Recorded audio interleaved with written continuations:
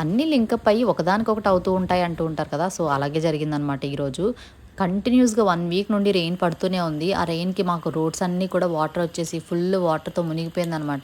బయటికెళ్ళే chance లేకుండా అయిపోయింది. Gas కూడా అయిపోయింది. ఎప్పుడు స్పేర్ పెట్టుకునేవాళ్ళం మేము. ఈసారి ఎందుకో తెలీదు నెగ్లెక్ట్ చేసేసాము. ఇండక్షన్ మీద నేనెప్పుడు కుక్ చేయలేదు. ఇదైతే మా హస్బెండ్ చేసిన కర్రీ. మా మాస్టర్ చెఫ్ ఏదో వెరైటీ కర్రీ చేశారు. టేస్ట్ చేసి చూడాలి అది ఎలా ఉంటుందో. ఒక పక్కన ఫుల్ రెయిన్ పడుతుంది. ఒక పక్కనేమో గాలి వీస్తుంది. గాలేమో కంటిన్యూస్‌గా అసలు ఆగనే ఆగట్లేదు. బైక్ తీసే అవకాశం లేదు. ఇంత బీభత్సమైన వర్షంలో ఏం తెచ్చుకోవాలన్నా కష్టమే.